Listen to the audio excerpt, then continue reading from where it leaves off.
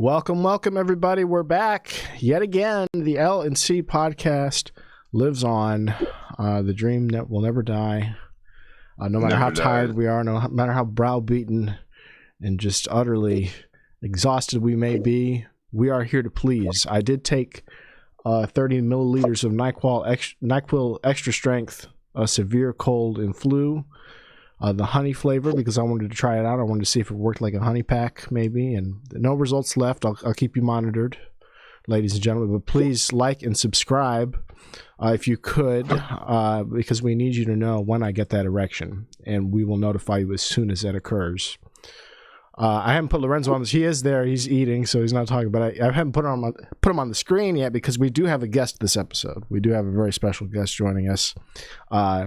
Not in my studio bedroom, but in studio bedroom Salisbury, we have with us Mr. Zack Spicer. How's it going, Zack? Good, man. Good to see you again, Christian. Good to see you. It's been so long. We were just talking about mics and shows and things, and I feel like I haven't seen you since you came to my open mic, like way last year. Right. Very early stages, yeah. Yeah, it's probably been like 7 months, something like that. Yeah. Because the first time I met you was in Del Mar, when I remember being like, you were taking pictures the whole time, I think, and then they gave you I forget if you got up and did 5 minutes, but I know. Or he told me. I think he told me you were.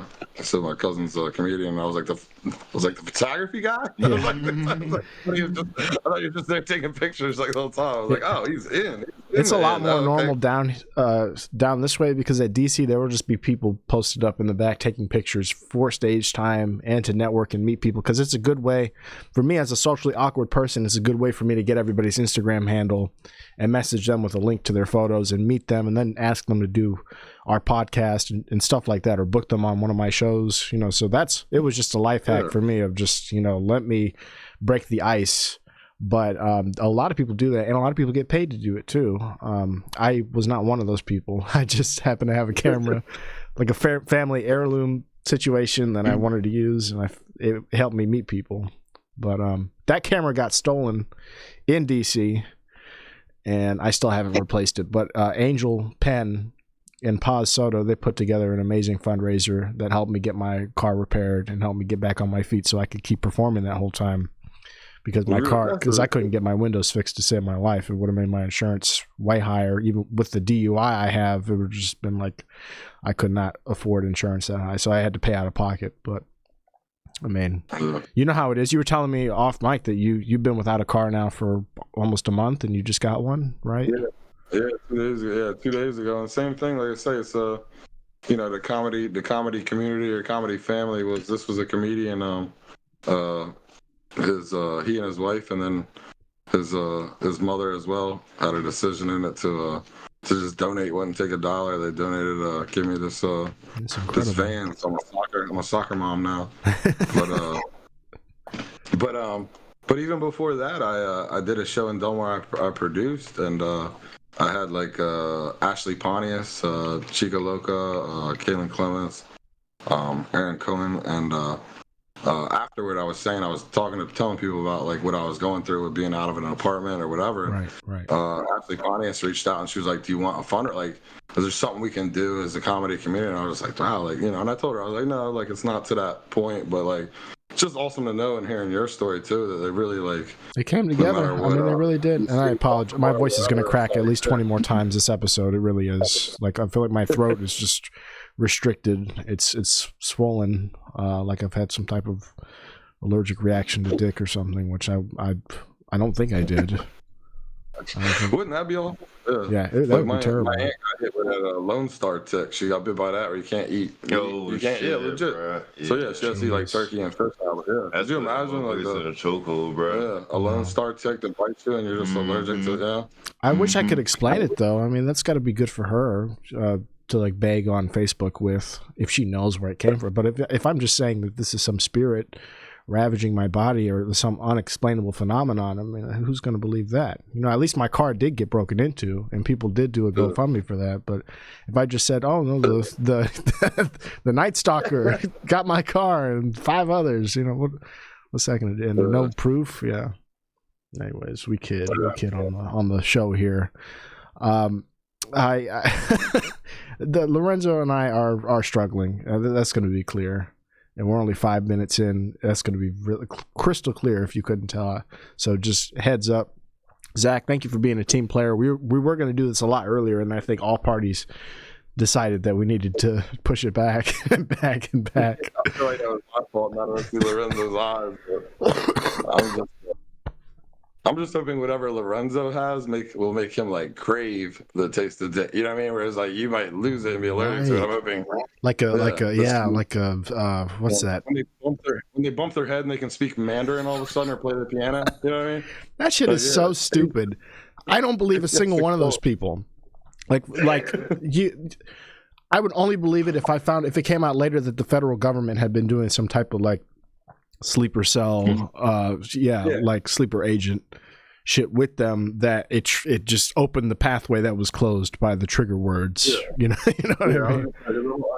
I believe in some stuff, but it is tough to take that like somebody could bump their head and when have they ever heard Mandarin? Or you know what I mean? Like you bump your head the right way, it's going to sound like Mandarin, but it won't be. It's going to be gibberish, and you're going to be like your aunt. I apologize, but eating through a straw.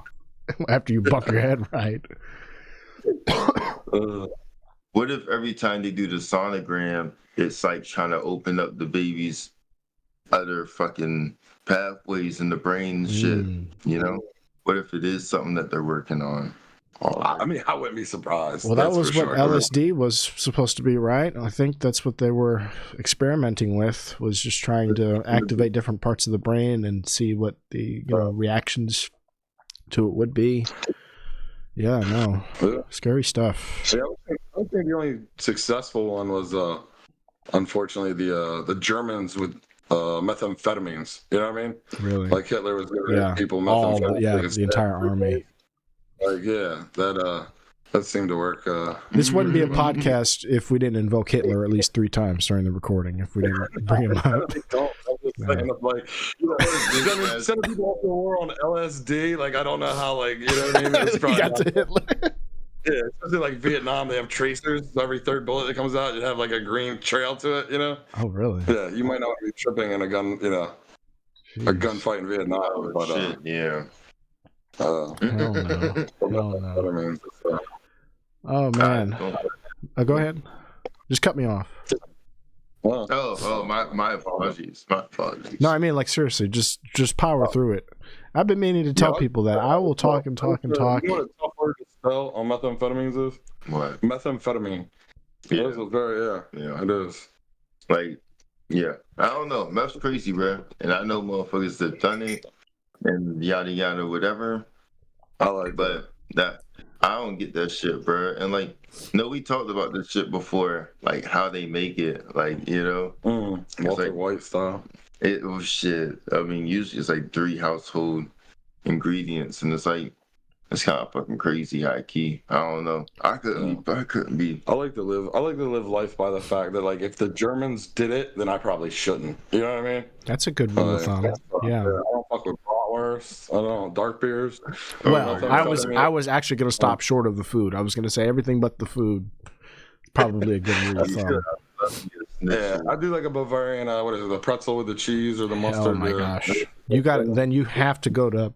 If you ever get down to Virginia, if you ever cross through DC and go to Alexandria, you got to try Dan Kaufman's mic at the Alexandria Beer Garden. They have the best pretzels there, and they give you a whole like spread of like dips and pickles and shit to eat. It's this big old platter, and it's an appetizer, so it's affordable. And then get a beer. Yeah, that's a great time. I can't drink, so it does bum me out. Yeah, you can't drink? I can't. No, I have a breath device in my car that if I drink, it goes off, and then I got you. Mm-hmm. I pulled this up. I found this earlier. You were talking about mushrooms and your experience with some mushroom coffee. Is this anything like what you experienced on the screen here?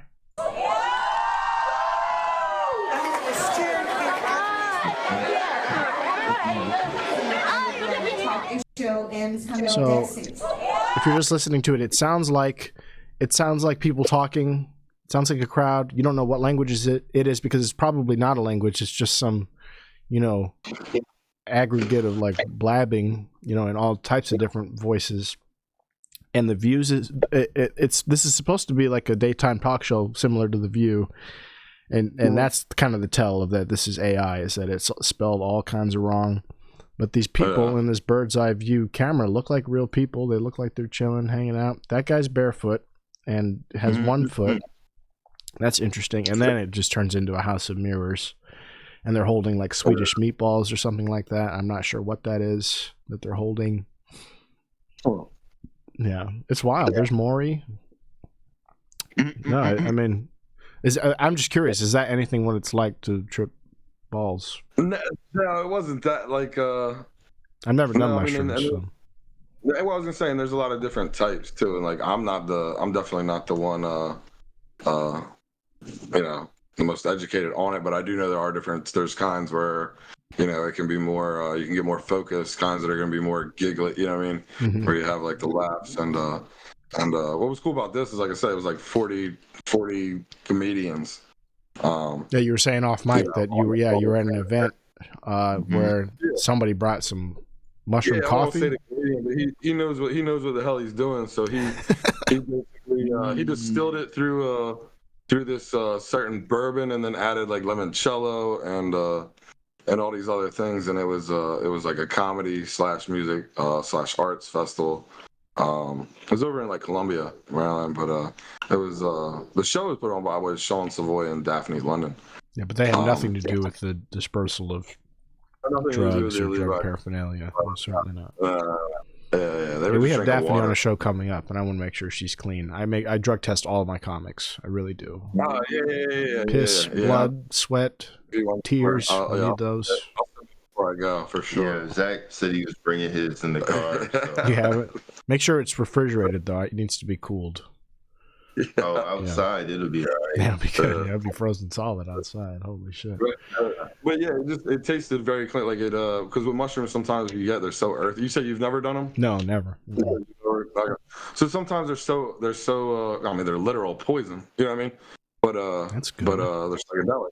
So because it's so earthy, sometimes you will take them and actually throw up. You know what I mean? Or people get really like an upset stomach for a while if they don't throw up. Yeah. It was just super clean. Like there was none of that, no stomach issues. It's just one of those where it's like you get a stupid smile on your face that you can't wipe off, and you feel very giggly. You can get giggling about very like, almost simple things. But I wonder if visually with trails, it's not like that. It's not like the nobody's head melts on their shoulders. Right. Yeah, none of that. Huh? No, not at least. Yeah, I think that's more where you get into like. What the hell is it called? Like LSD-ish? Like DMT? Thank you. Yeah, DMT. I feel like DMT. I've listened to Joe Rogan before, so I know some of these acronyms. I don't know what they stand for, but I know what they do. Right? I know what DMT does. And ayahuasca, isn't that DMT? Is that what that is? I'm not that, but that's definitely one. I swear you get the shaman. I guess one of the highly recommend having a shaman like you. Because you'll change your life, right? You'll get on a whole new path after. I thought about that shit. Yeah, a lot of it's like an ego death. You know what I mean? A lot of it is either feeling connected to nature or the universe or what have you. And I want something that gives me an ego birth. I want something that just makes me want to kill people. Yeah. And then I'll be okay to do it because I don't know how. Cocaine. I don't know. Cocaine. This isn't going to work the way it's happening. So Lorenzo, I'm going to respect you. Were supposed to have taken a phone call by now of some type. So I gave you 15 minutes to do that. But just the way the audio is, it sounds like y'all are in a hallway. So I need Zach to get up close to the mic with me. If you want to stay on, feel free to, both huddle around it. The guy did eat 5 cookies, so he's trying to get a little sugar. But he might be good for another 10 minutes and then sugar crash. Yeah, right. He's trying to put back. I'm gonna respectfully bow out. Okay. All right. We know you're tired, so this is a great opportunity to get some Z's before work. That's awesome. Yeah, get a nap. We'll wake you up. Daisy will fill in for you.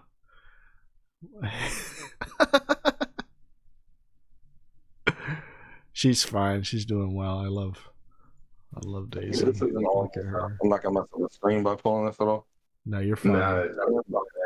This is so low effort that we allowed it to sound like a hallway this entire time for 15 minutes. I was gonna say, you guys usually have, from the ones I have seen. Yeah, well, it's gonna get good now, but we'll put a timestamp after 15 minutes for people to skip to. I'm sure it'll sound fine, but this will be a markedly good difference. Here we go. Watch out! Yeah, very careful. She said you're having Daphne on as a. Yeah, no, she's gonna headline a show of ours where she where she plays music and stuff. It's gonna be fun. I met her in Maryland. I met her on Jake Lazier's show in Baltimore, Laugh Tracks Comedy. I don't know if you've seen that around. I've definitely heard his name. Does everything go with a mic or whatever? You sound beautiful. You sound fuckable and tot. Yeah, legit. Yeah, no, I've definitely heard the name, but I don't think I've worked with him yet. I don't know how There we go. Jake My Day on Instagram. Yeah, this guy, he does great. Gay and just great comedy events all around. But we were on the same show together, and that's when we first met. Daffy and I were on one of these. I could scroll forever on this. I'm probably not going to find it, but yeah. Oh yeah, I've definitely seen his or seen the name. Mm-hmm.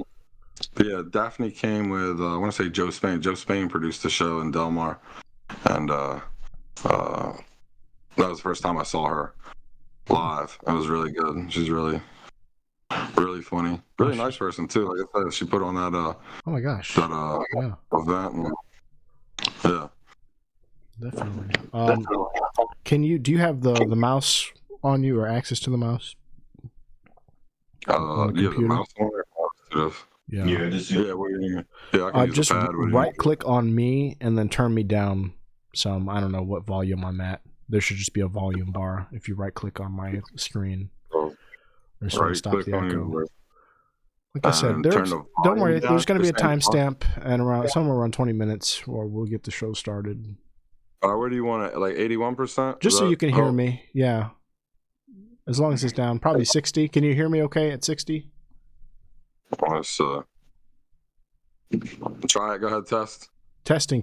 1, 2. Testing. Yeah, that's 63. I can hear you a little bit. Can I turn it up to? Yeah, go ahead. I'm echoing some, but it's not the worst thing in the world. Yeah. Beautiful. All right, I can hear you a little better there. Yeah, this is stuff that we normally hammer out at the top. You know, when we're having a conversation like the one we had about mushrooms and about this one guy saying the F word and stuff like. But we would hammer out the audios. But I understand that Lorenzo's tired and that this is just a really unorthodox moment. It's partially my fault. I started the day about 2. I was supposed to get on the road at like 10. I got on the road at like 12:30. So it was a road trip. What were you doing on the road? Just riding. I don't know that I could. Yeah, I'm gonna have to tell you that one off mic. Oh my gosh! Yeah. Wow, exciting. Well, just riding. Every once in a while, you gotta be a drug mule. That's all. No, there's no problem with that. Yeah, whatsoever. And we kid about the people earlier at the mic. Well, that's cool that you're able to. Does it feel good being able to drive again? Because I know how it is to be stripped. Yeah, because that was the thing too. Is when you get that because I mean I don't know about everybody else, but every once in a while I feel like anybody goes through like peaks and valleys. So there's times where you're just like, man, I'm feeling a little staying at home. Maybe I'll write. Maybe I won't even mess with comedy. And those times when you get that inspiration where you're like, all right, I want to grind this out. I want to hit some mics. I want to. Try some new stuff. So to have those feelings, you're like, all right, I want to hit some mics. You're like, but I have no vehicle whatsoever, and like I say, I'm not in the city, so there's no there's nothing within walking distance. No, it's like that sometimes. So it's nice to have that freedom back to where. Right. Those are the worst places to be stranded in, where there's just nothing going on, nothing happening. You're left to your own devices all the time. And that's why we're talking about. I've talked with a couple comedians about moving to either like Philly, Baltimore, upstate Delaware, just somewhere where it's easier to hit, 4 or 5 mics a week instead of 1 or 2. Yeah, basically. That's a luxury that we city folk, quote unquote, have. Even though I'm in Virginia, I'm in DC all the time, and it's like, okay, I can do 4 mics a night sometimes if I time it right. Awesome. So. I was gonna say, I think I've definitely done 2. I think maybe 3 once, but yeah, I've never. I don't think I've done the 4. There's some crazy people. That's what they do all week, every night. They're just mic hopping and place to place to place, and they always ask, "Hey, can I go up at this exact time or around there?" And it's like, yeah, I'll try my best, but everyone else is waiting because they're doing this one. Yeah, so. But we make it work. I think that was my biggest shocker in this city was I didn't realize that. So like the first time I went to Baltimore, I think it was, or DC, I was like in a room where I'm just like, oh, this is gonna be great. Like all these comedians are gonna be able to listen to, and then boom, what I've been working on. And then nobody's listening. They're either writing their own stuff or they're just waiting for them to get done so they can head to the second mic.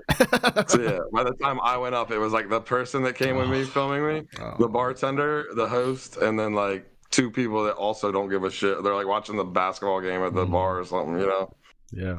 So as a showrunner, I try to make sure if I see those people who hang out the whole time, with stars in their eyes, that I put them up first next time I see them, just so that, because that can be discouraging to a lot of people. Yeah, for sure. Yeah, like they're not doing it on purpose to spite you, but it's like eventually you're like, man, I could, instead of driving 2.5 hours one way, 5 hours both ways, I could have stayed home and done this in the mirror. You know what I mean? Like I could have just called this one person that rode with me and been like, hey, let me see if I can make you laugh. Yeah, I mean, I lie to myself all the time and tell myself that there's utility in just getting up on a stage in front of any amount of people and just being able to prove that I can remember what to do in the exact order I wanted to do it in, even though there's nobody there to respond to anything. But those are the lies we have to tell ourselves, I feel like. Yeah.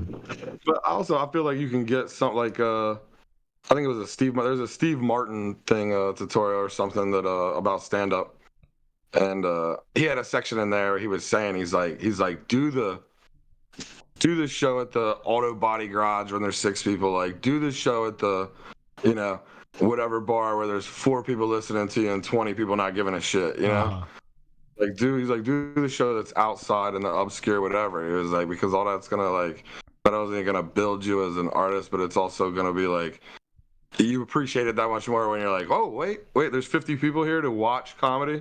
Like, oh okay, let's rock. You know what I mean? So there's no reason to phone it in when you're in a odd venue or off venue. Always put your best foot forward.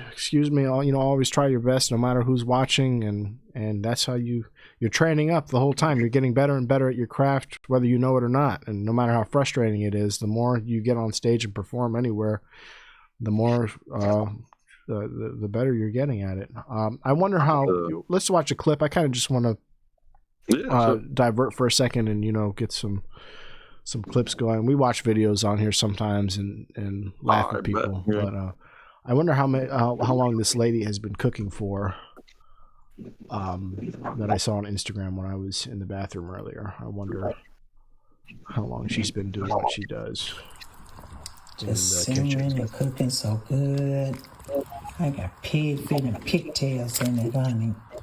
I didn't put no tripe in it because the store didn't have any. But it's cooking, girl. Look how pretty it look. Look at that. Yeah. Have you ever been just so poor that this is delectable? That you've been in. Is it tongue or dick? I can't tell. No, the comments. Yeah, I saw a penis. I'm not tripping. Thank you, D Peso. Cockpot is wild. Cockpot is wild. There we go. No, I mean, there's definitely looks like dick and balls in there. It gives a whole new meaning to boner because, I mean, it really just is fibrous cartilage. I don't know what's happening in there. But, I mean, there on the right night, that would be good. Like, I've had meals prepared by, like, either, like, native, like, Cantonese people, and Lorenzo knows what I'm talking about when he's asleep, or even just like, yeah, I'm talking about Gui and Chow. I mean, like, this is something that they would have made for me. We lived in an area of Virginia where there were a lot of Chinese people and immigrants working at at the store that we worked at together. And so I lived at one point with two of them who didn't speak any English, and this was the shit that they would make with like pig's feet and pig ears and lotus roots, and it just looked like what the xenomorph and alien would have like vomited, like what you imagine it's digesting.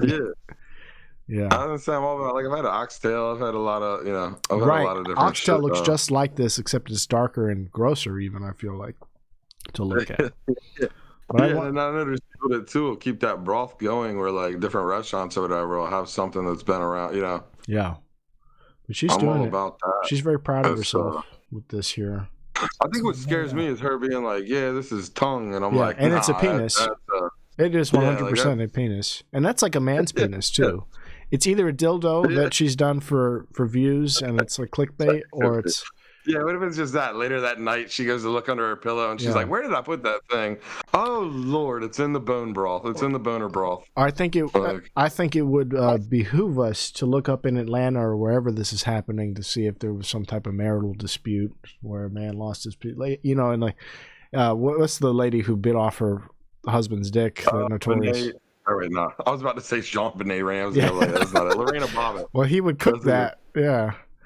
Lorena Bobbitt. Yeah, Lorena Bobbitt, exactly. This might be the black Lorena Bobbitt at work, and she's chowing down. I've got a good friend that has a interesting bit on different types of parties, and he says search party is probably the party you don't want. And he was talking about how when that happened, he was like, people literally had to be like, "All right, Officer so-and-so, you're on grid, whatever. We're looking for a Because it was like snow on the ground. It was somewhere north, so they're like, "All right, at this point, this thing's shriveled. It's we're looking for a." Well, at least it was frozen enough outside that they could preserve it, because I believe he put it back on, right? He surgically reattached that. I think he did, and then I think he actually went into porn. Yeah, okay. I think he then was like, "I want another surgery where nobody looks at this thing and thinks it's been near ice." I mean, talk about making lemonade, right? Yeah. You know what I mean? And I bet he can't piss right either. I will say, I bet if he ever cheated on another girlfriend after that, I bet he had to think long and hard about it. Like, no pun intended on long and hard, but for real, I bet that'll make you think twice, I would think, Certainly. When somebody's like, "Hey, are you in a relationship?" And he's like, "Well, I kinda am." And she's like, "Do you want to get together?" And he's like, "Oh." Mm-hmm. Last time this went really poorly for me. Yeah, I lost my penis. Let's take a look at this. This is Asian people cooking while we're on the topic. This is balut. It's a fertilized duck embryo, meaning that there is a little baby duck inside, and I'm going to eat it. First, you need to sip the juice. It literally just tastes like soup. That's why I'm out right there, you think? Yeah. I'm glad I was hoping I wasn't going to get judged for that one. I was hoping you were going to be like, "Well, Zach, other cultures and countries, they just have different things." Like, I didn't think I'd like this at first either, but now I eat a dozen a week. So my stepdad was in Vietnam, and he said when he was in Vietnam, he was next to a lady on a bus that did the same process and then took, really like and a shot. You could see the bones, almost the feathers. You can see the embryo, whether it be chicken or duck or whatever they're. And he's like, that's the same thing. That was where he drew the line. He's like, "I'll try this, that, and the other." Mm-hmm. He was like, I'm fairly certain without tasting it that I'm good on that one. I'll even try the whole, like, the duck or whatever it is, like the duckling. I'll try that. Like, that's cool. That's like veal or anything else, or what is a venison? What's like the baby? Yeah, that's veal, baby cow. Veal, yeah. Venison's deer. Yeah, what's a baby deer? I wonder. Is it Bambi? I hope that they serve that. places. But I would try the little, because we'll see it in a second. She's going to pull back all like the amniotic fluid. Oh, and you're saying you would try this? Okay, let me see. what she pulls out, I My would aunt try. actually Yeah. like raised these. But I would stop short of sipping the scissor that comes with it. That's a little unnecessary. Yeah. The ducks that they have, and when they lay the eggs, they put them in an incubator. Once the eggs reach like a few weeks old, then you boil it and it becomes balut, and you can eat it, and it's so yummy. And she's doing it in like a medicine capsule. She has like a little medicine cup from like a Pepto-Bismol that she's eating this thing out of. Like, Yeah, it should not be this clinical. Like, what is going on? Yeah, it was a great name. It's such an appetizing name, balut. You know? Yeah. Like, it doesn't even. I can't imagine what it tastes like on the tongue. It doesn't even roll off the tongue well. Like.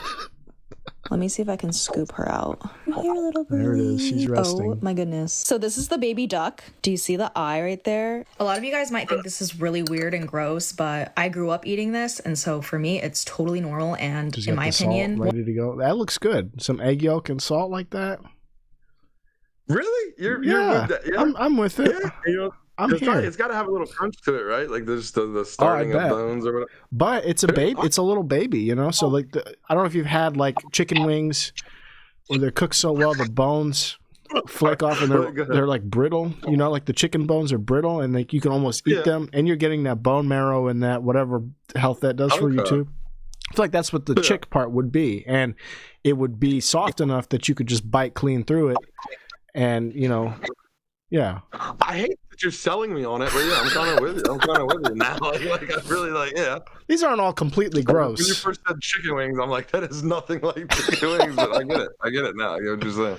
Yeah, so I would think it's brittle enough because it's been fermenting too. So the bones are probably softened by whatever vinegar they put in. I'm excited to see what kind of look she has, honestly, on her. Like she grew up eating this, so it should be like. You know, this takes me back to my childhood, like kind of look on her face. But yeah, so we go from medicine cup to this. One of my favorite snacks. Bon appetit.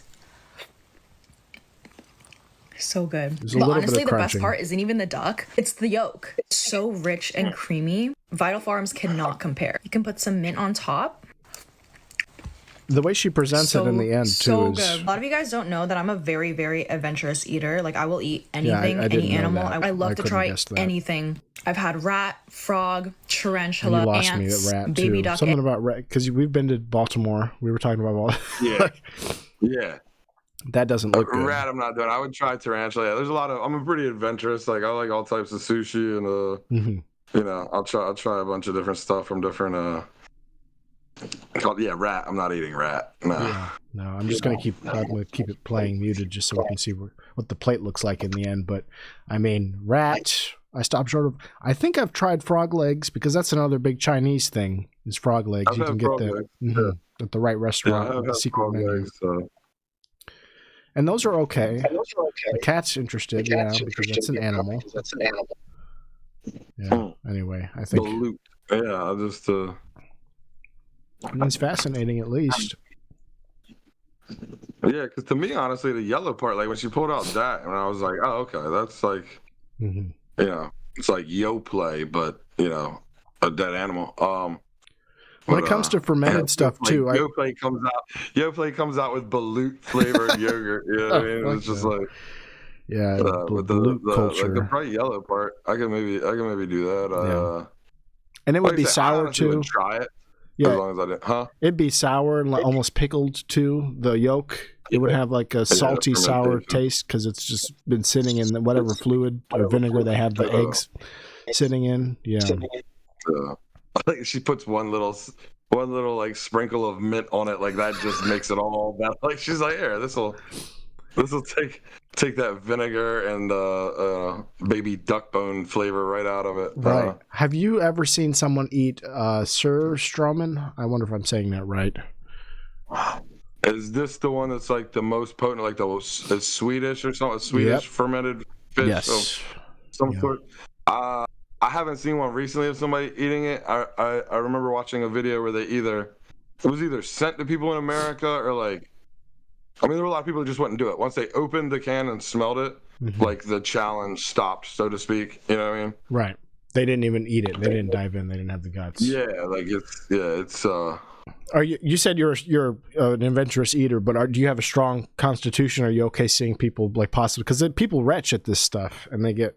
Yeah, no, I'm good. Yeah, I felt bad. I had a really hardened Marine Corps veteran on here, and I just ambushed him with it, and I could tell he was fighting through tears, like trying to watch this guy eat stuff.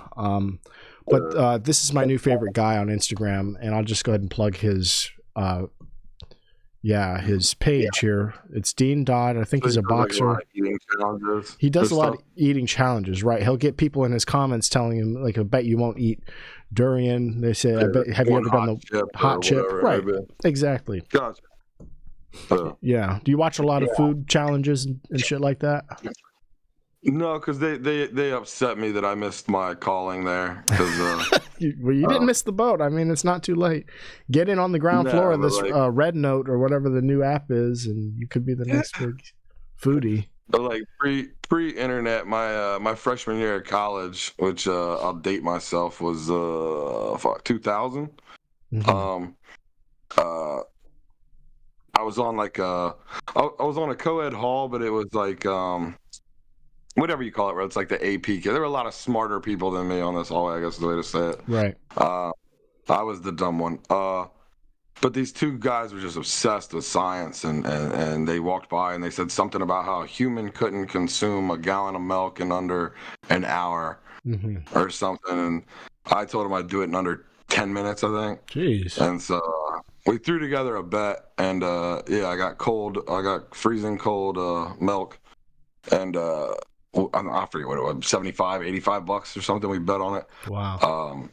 They never put the stipulation that you couldn't. They just needed to consume it. They didn't say I couldn't throw it up. So right. I was just chugging cold milk in the bathroom of this college freshman dorm with like 25 people in this bathroom, right? And then about into the second half gallon, because there were 2 half gallons. Yeah.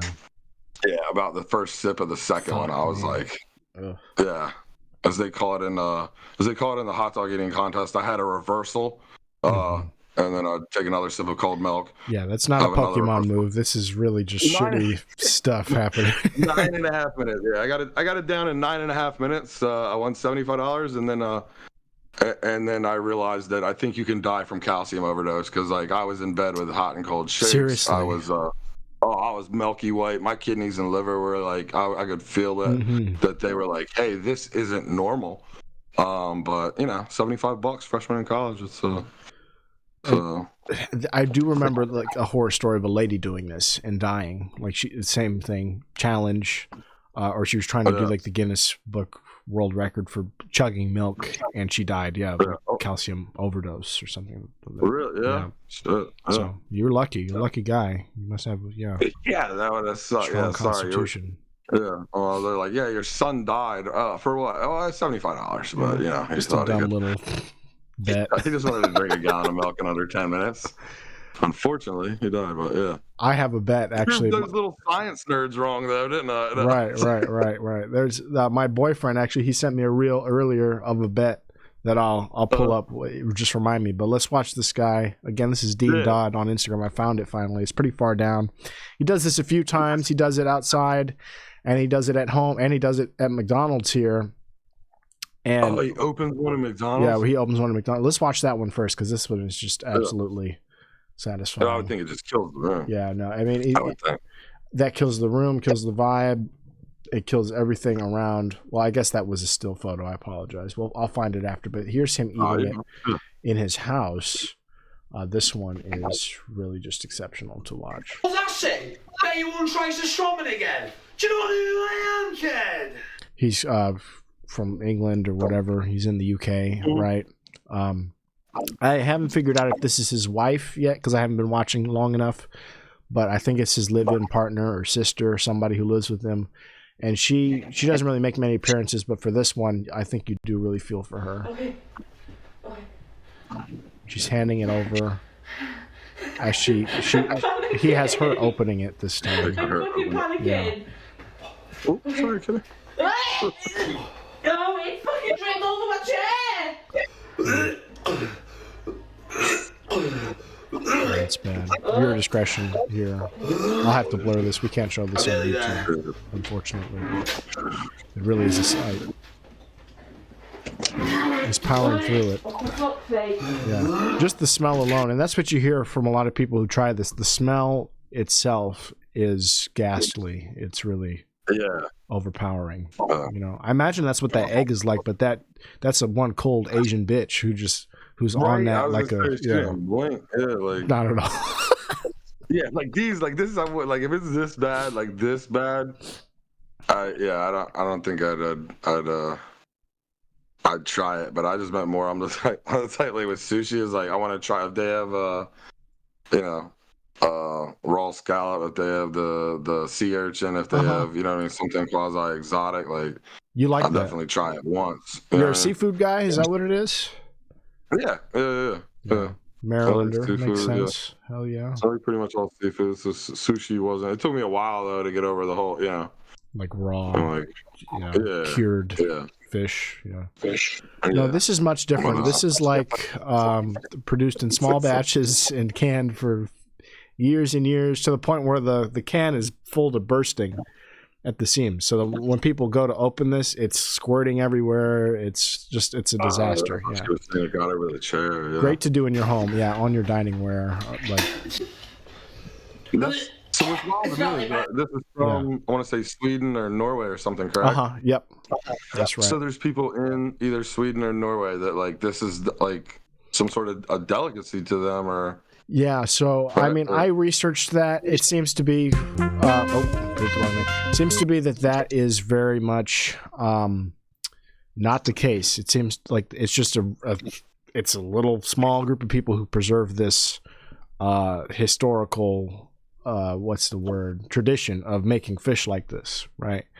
And it's not just like people in Sweden or Norway who are just all about this. Yeah, no. And a lot of people in Norway look at this and go like, that's disgusting. Like, let them. Yeah, that's not our like representing our country, like a tradition of an actual tradition. Exactly. It's not an actual tradition. It's kind of like a manufactured tradition, and it's been brought to life again with all these TikTok challenges and shit. They got a bump in sales. They got a bump in sales for sure, if nothing else.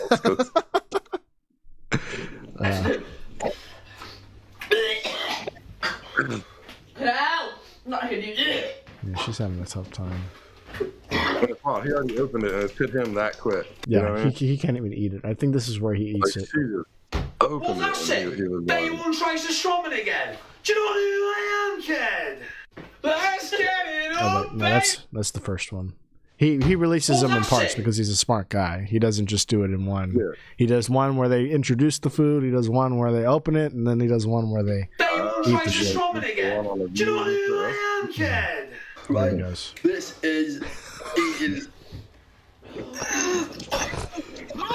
He's always got a nice bulge too. I have noticed that. That's kind of a trend. He's always. Holy shit! Yeah, I didn't see it. He never wears underwear. You can't see it on the screen if you're watching at home because we're covering it. But he does. He has a healthy. What did that lady? A pig's foot in that cock pot down there. You need to wear the gray sweatband for sure. Seriously.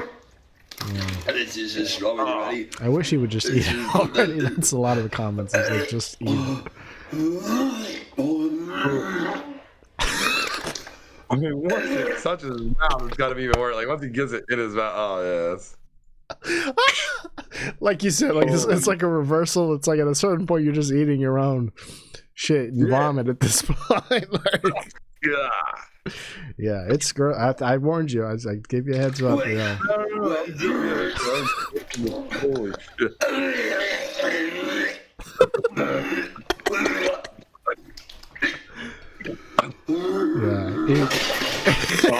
I mean, it's physically taking him down. Holy shit. Yeah, it's visceral. That's like one recently I saw was it showed a little kid. Right? Do you remember the fart spray? From when we were young, do you remember fart spray? How bad that was?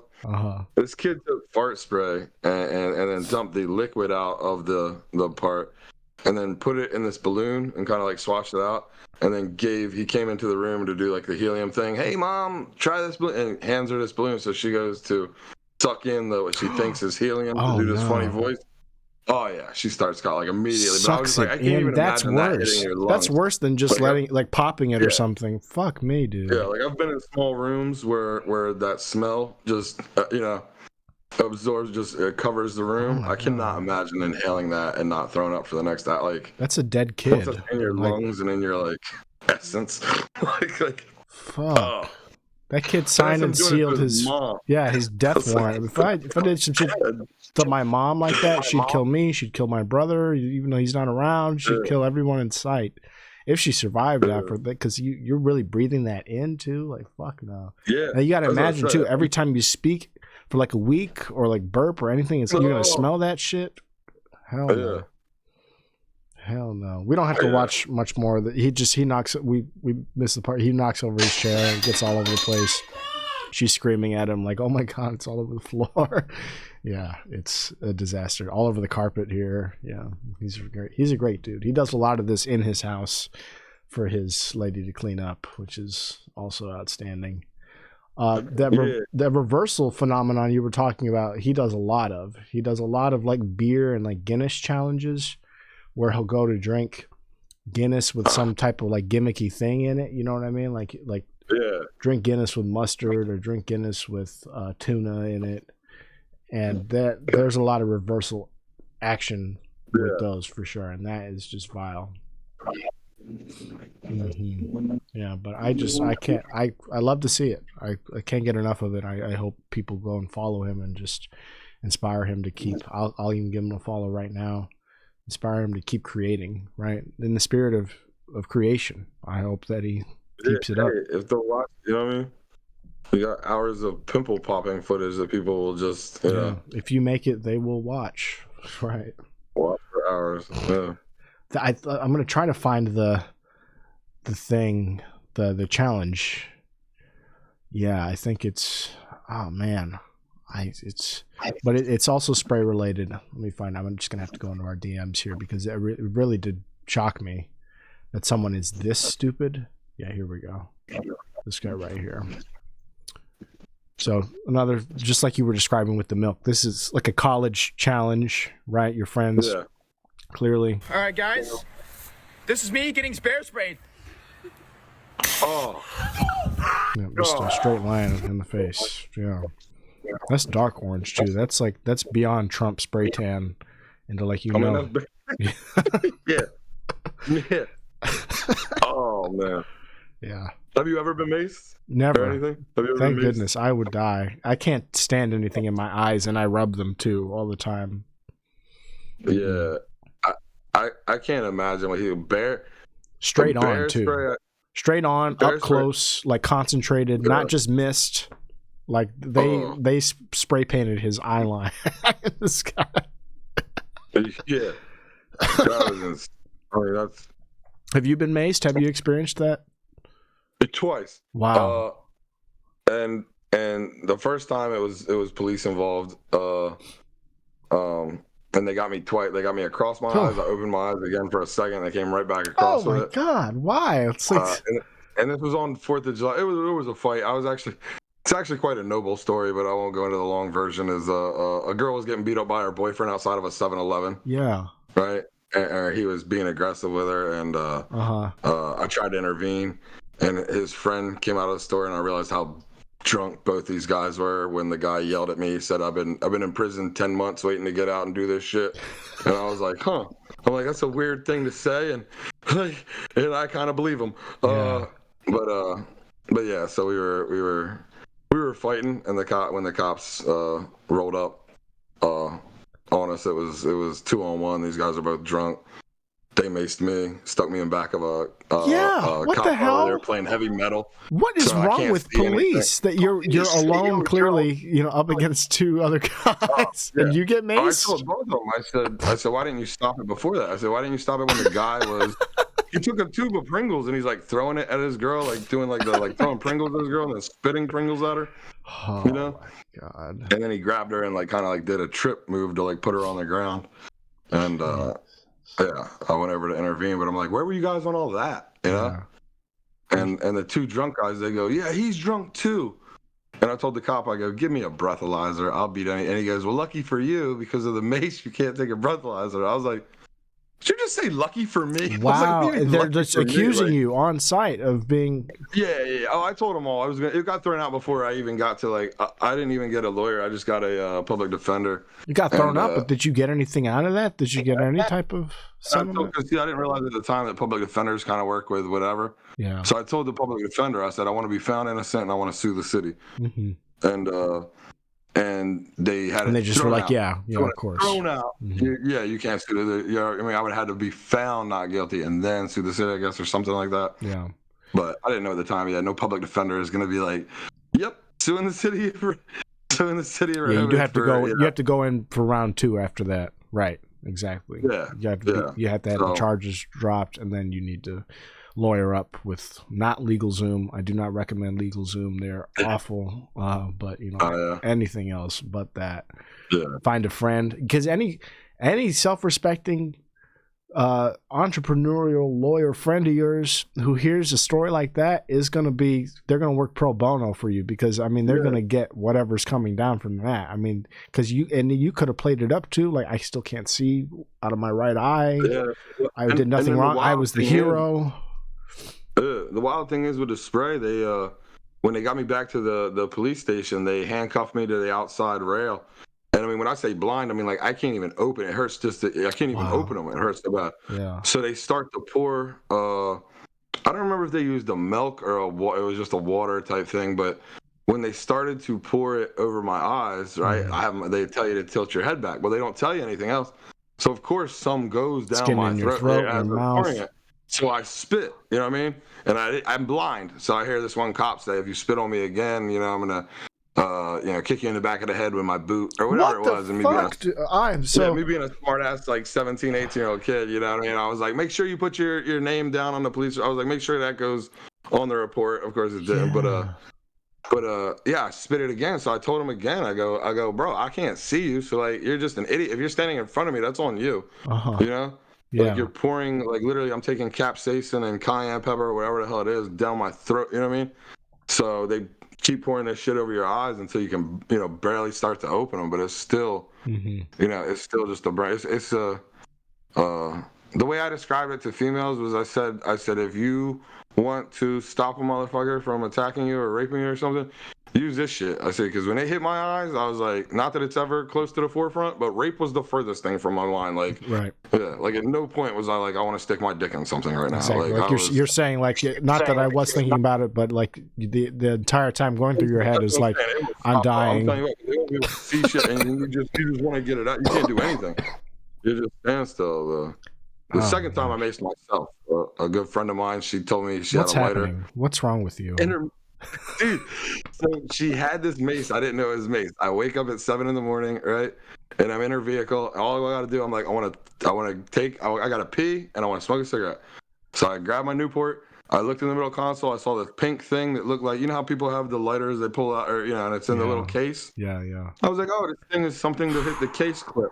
So all I hear is, tss, and I mean, I'm inches away. When I say inches, I mean like from here to like here. This guy, yeah. Direct, yeah, like direct. And so, yeah, like I just go, tss, and I just hear it, and I was like, that's not what a lighter sounds like. And instantly, it was just that feeling. I was just like, you stupid piece of shit. It's just me cussing myself out. Did it happen? Did it kind of like play out in slow motion, sort of like during it, like because you're describing like that's not what a lighter sounds like, and then oh shit, and then drop everything. Yeah, no, literally, it was like I remember being like hearing her say, because I said, wait, you're going to the beach by yourself at night? And she said, I'll be fine. I have a bat and my mace or something, or a knife and mace or whatever it was. And so like as it hit, I'm like, that was the mace.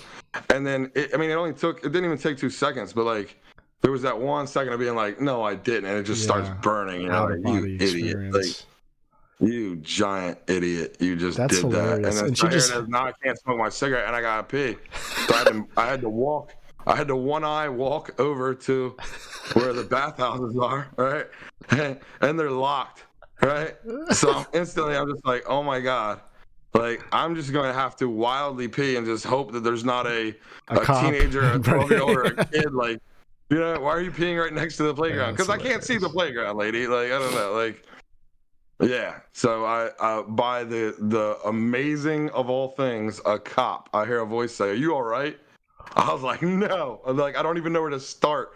But I'm like, I just maced myself, blah blah blah. And he goes, "I got a key to the bathroom." He was cool enough to let me in and tell me that, like, don't rub it, like you were saying how you rub your eyes. Yeah. He's like, don't rub it. He's like, just keep splashing and splashing. So yeah, for about 10-15 minutes, I splashed myself until I could finally open one eye enough to go outside and smoke a cigarette. And it was a cop that escorted you? It was a cop, yeah, it was a town cop. And he was super, when I say super cool, like I walked outside and I was like, yeah, thanks, whatever, and asked him some question. And then and I explained to him that I do stand-up comedy. And he was like, you think you'll do this on the stage? And I was like, absolutely not. And then you need to. And then I walked over and accidentally, when my phone was doing all this, I realized I had accidentally texted an ex. Like I sent like 3 like blank messages to an ex, and of course it was like, hey, what's up, what are you doing? And I'm like, oh. So I walked back to him, I was like, now there's enough for me to do on stage. I was like, now I do it on stage. I was like, now that I fat fingered my ex through text message, like on top of all the other dumb shit this morning. I just wonder what must have been going through his mind, seeing anybody with that on their face, knowing like, did something just go down? It doesn't look like that. With that type mace, it doesn't look like that. Okay. It's and it's probably, I'm saying what he's about to go through is probably way worse than I did, because it never made me throw up, right? But it was blunt. I'm just saying I was dead ass blunt. Like my only thought was get me water in my, you know what I mean? Like I just need to make this go away. That lady's insane. Like that she has it at the ready like that in the cup holder or wherever it was, or in like the console. And I feel like there needs to be a safety on a can like that, like just in case, even if it's pointed at you or not, like so you don't accidentally spray it in the air, right? You would think. Yeah, I think there was. Well, I guess not, because the safety thing, what I thought was the safety was when I pressed or clicked. Oh my gosh. But, yeah, not a later. Yeah. Not later. And then I was worried about the cop was going to be like, are you lying to me? Are you really, were you just trying to drop an old sexual assault charge over there and you just got maced and stumbled over here? Right. You know? But I think you could tell. I had a very vibe about me, like. Yeah. I was mad at myself. Like I was still cussing. I was just like, you fat, stupid piece of shit. I can't believe you fat, ugly bitch. I'm going to kill you. Like he's like, what woman are you referring to? Not that I'm calling you fat or anything, but I imagine the epithets I would yell at myself. That'd be funny. But it was very deprecating. Yeah, it was instantly just like, that would be a fun bit right there. I was like, no way. Yeah. No way. Like that's all I kept yelling to myself. I was just like, but like if you no way you're this stupid. If you told the joke like about the cop and you're like you motherfucker, you bitch, when I can see again, I'm gonna choke you out and kill you, and like you could be saying it like that as if you're talking about a lady, but it's really yourself, and then like the bit could be like the cop's reaction. Like what's happening here? Yeah, it was so crucial, because the last thing I thought, because I knew it was the people that opened that beach, you know what I mean, like the crew. So the last thing I thought was that this random cop would, I got keys to that bathroom, you know what I mean? Yeah. So when he said that, I was just like, oh, I'm like, thank God I'm not gonna have to. Because think about it, that cop's sitting there, right? If he doesn't say anything, I had to pee so bad that I was just gonna kind of like pee on the building. You know what I mean? Like, right. I was gonna try to get one of the grounds crew to be like, yo, can somebody come open this right now? And if they said no, I was just kind of gonna go to the back of that building, and he'd just be like, well, I'm writing a, who knows what charge. You know what I mean? Yeah.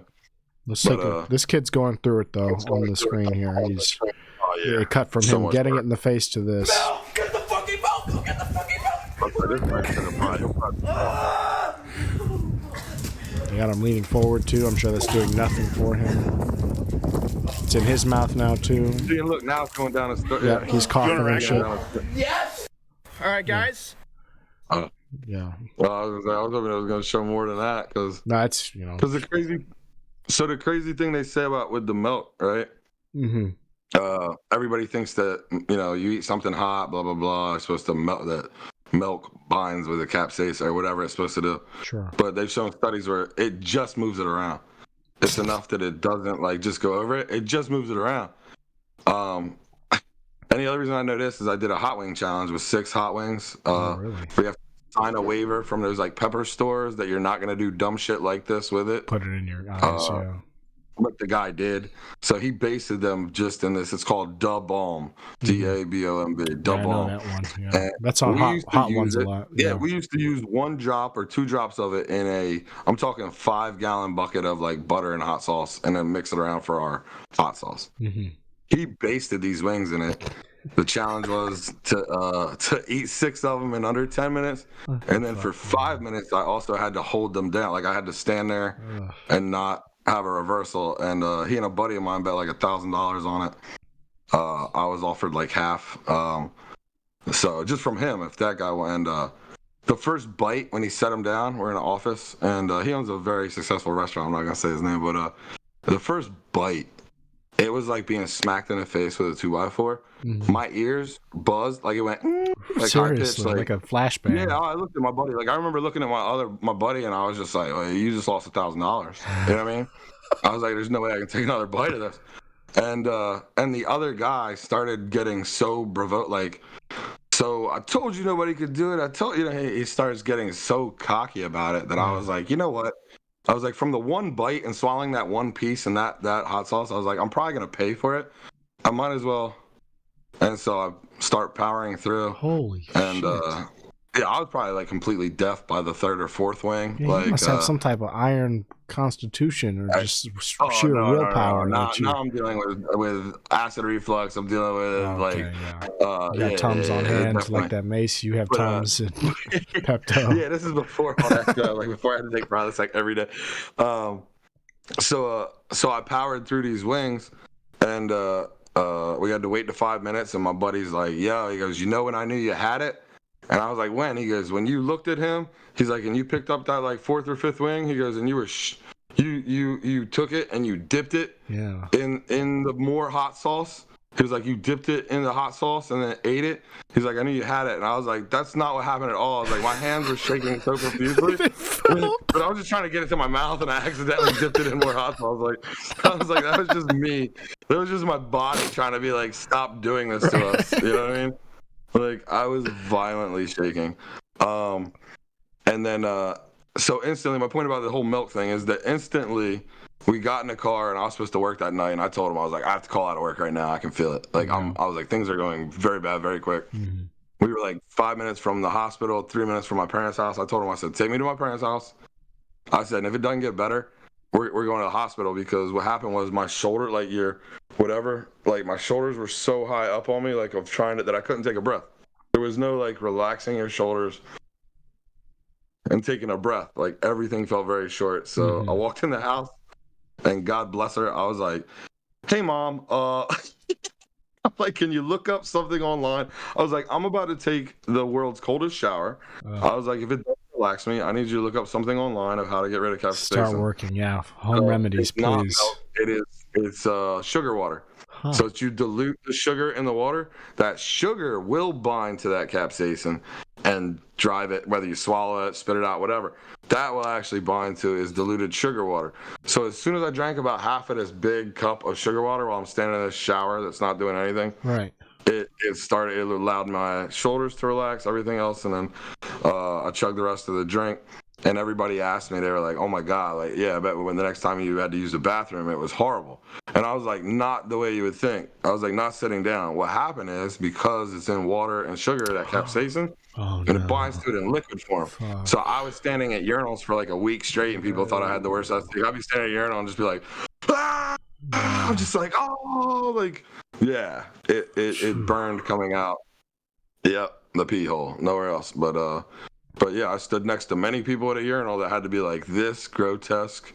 This guy's just hitting everything without a condom." Like, you dirty dick gremlin. Like, what stage of gonorrhea is this? Yeah. What's happening? They were like, "Should I get out? Is there blood in that, sir? What's going on?" Like, I'm like, just hot sauce. That's funny. $500. I wonder if that's why people still use milk, because that seems like something people should know about.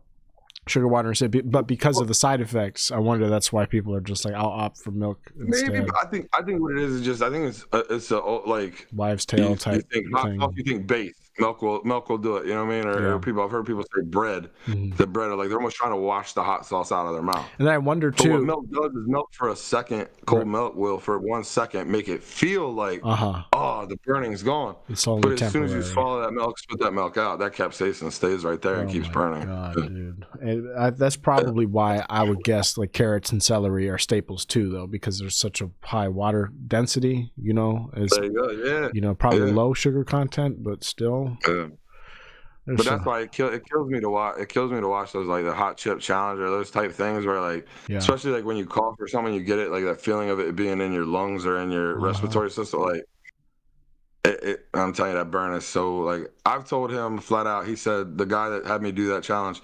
He said, "How much money would you attempt it again for?" And I told him, I said, "If you put $30,000 on the table in cash, I wouldn't even think of it. I would not do it. Jeez. I would not. I told him, I said, I would rather pay $1,000 to watch somebody else attempt it, just to let somebody see what I went through. Like, because I just don't think not many people would be dumb enough to make it through that. You know? No, not at all. Like, not knowing what you know, not experiencing what you've been through. Definitely. That's what this kid's gonna learn. It's not like you maced yourself again on purpose. You know, that was a complete accident. You knew what to do, thankfully, because of that. But it's like, holy shit! Like this kid, if this kid is dumb enough to take another bet like this, like there's a screw loose. This is me getting spare sprayed. Yeah, because that's just that's on there. It's caked in. And his whole face is going to be swollen like that. Yeah. Oh, so then he told me this too. Was the cop was actually cool enough to tell me that day when I washed it all off. Right, it's now all on your hands. Right, you're just moving along. He goes, don't take a piss and touch your dick. Yeah. And I was like, no soft tissue contact. Yeah. But there's got to be some people making that mistake. You know what I mean? Like the people that do make that mistake, it has to be. You know, yeah, like if you scratch your armpits or some shit like that. Jalapenos or some kind of hot peppers, even at home, I'm sure every once in a while somebody's gone, oh shit. This I saw this earlier today too. This was hang on, I think I fucked it up. Damn it, I'll have to find it. But there was an interaction with a cop that really, here it is. This one. The way I name these things, I try to keep it up to interpretation, like the names of these videos, so that you can't really tell what's going on until we pull it up. But yeah, this one. The one I thought was a gay thing was the cop thing, and the one I thought was the cop thing was the gay thing. So it didn't work out this time. But this, I just saw this before we started. So that guy gets decked, and then they kind of do a loop back to the front here. But you see this big dude get body slammed in like a hotel lobby or wherever this is. By a pretty short dude, a pretty short officer. And you see this is how the exchange starts. So it starts at the front doors, right? And he's trying to kick his way into the building. So like already like cops are being called. He's there for probably one person. You know, this is like a scary situation. Like if a cop were to walk in on this and see multiple people fighting, I could see them maybe like, you know, trying to find who's catching the beating, who's catching, but like thankfully this is just one guy, so it's pretty easy to defuse. You'll see. Kicks his way in. I love the lady just calmly walking in behind him, like, you know. Yeah, that's my man. He's at it again. This is the reason we can't stay at the Radisson anymore.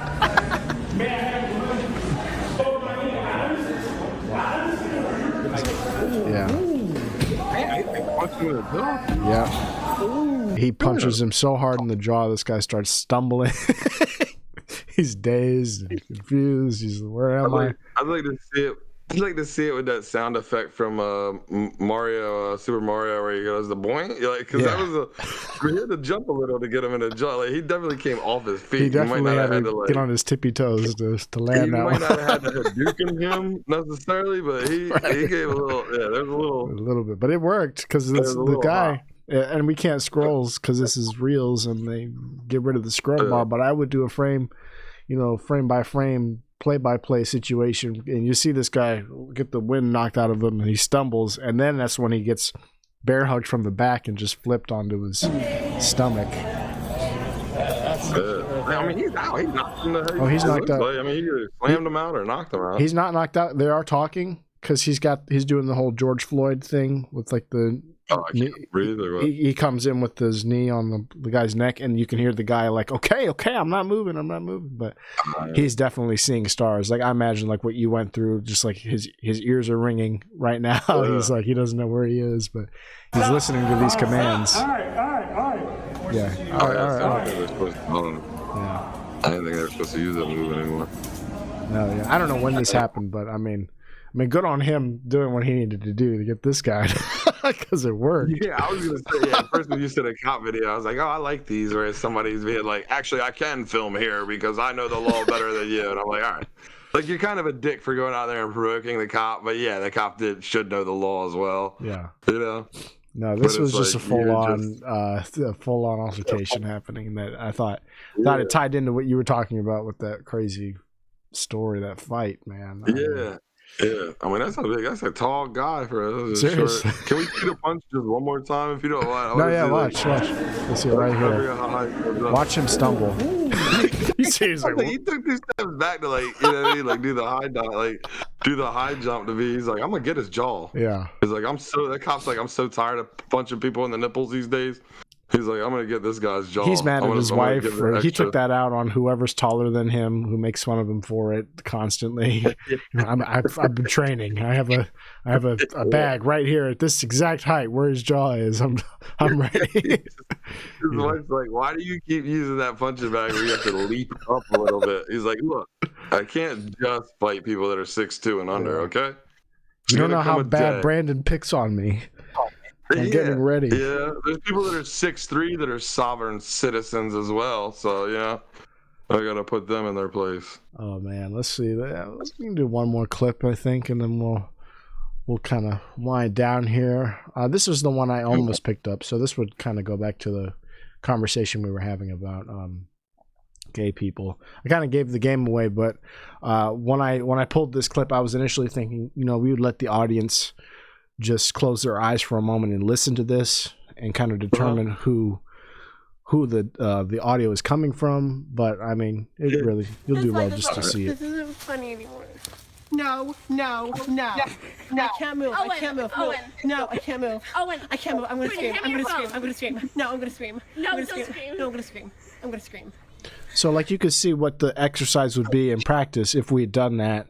It probably would have been pretty challenging. I might do this with the next person and just say, close your eyes for a second and tell me, what gender person or you think is. I would think they definitely think little kid. Like it sounds like a very little. You know what I mean? Like it sounds like a kid or Yeah. Obviously more of a female. Is he stuck? Is it with his shoes stuck into the moss? Yeah, he's stuck in this. Yeah, in this mud, in this little mud bath here. He's trapped. Because I wonder if there's people that have all kinds of weird phobias and whatever else, but like I know some people have that the touch, you know what I mean, like or the sensation of like whatever they can't. Right. For me with like pills, I can't pull out. I don't like the feel of like nails against styrofoam. Huh. To pull cotton out of like medicine from the top of medicine.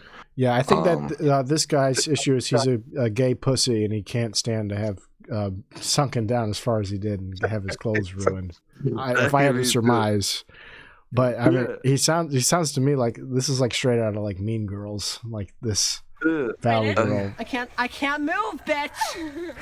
Ready? No, I'm not ready.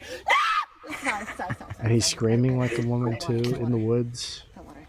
Just want to say, what's wild is like, unless they came from the city or something, I would assume like, why is he in the woods? Back there, yeah. Like it should either be like he grew up with his cousins hanging out in the woods, or it's like, all right, come on, you silly bitch. Like, you've done this before. I mean, he's got his phone out, so he's clearly, not used to doing shit like this. Yeah, he might have just tracked the whatever a sore a little too far into the woods, Right, exactly. Or something.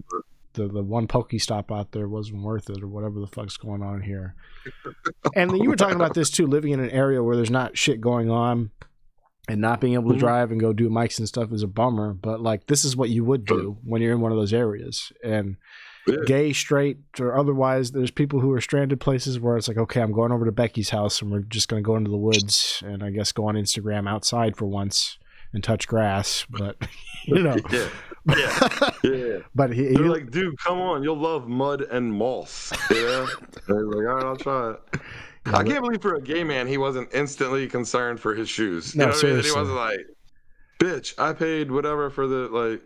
Yeah, whatever these Vans are. They're just totally dicks. The shoe came off. He's shrieking now like a wyvern, like some type of like witch. His shoes totally come off. Yeah. I mean, that's a little excessive, right? Like you think if the cop heard that while he makes yourself, you think he would have lived to see the next morning? I feel like this dude, like, yeah, if he is gay, that yeah, he probably doesn't stand a chance of being the masculine in a relationship. You know what I mean? Oh yeah, he's like, the bottom. Like, it would have to be a very like. It would have to be the gay guy that's just like covered like head to toe, like where he's just like, I'm not going outside anywhere near the mud. You know what I mean? Like, this is what we call in the business a sub bottom. In fact, that's the clinical term. Yeah. So I cannot tell you who the comedian is, right? But there is a website or app that I'm on. It's called FetLife. It's Fetish Life. You know what I mean? Okay. And so I introduced this other comedian to it who's not very experienced in lingo. Is this where you take the test at the start of the website? You take a test. Yeah, you fill out your thing, right? Yeah. Or you just fill out whatever you're into, or what you're what you're not into, whatever what you identify as, etc. It's like a survey. Yeah. Yeah. So after a couple weeks, I'm like, hey, I'm talking to a couple females, and I was like, how's it going for you, buddy? Man, I just keep getting dick pics, and I'm like, what?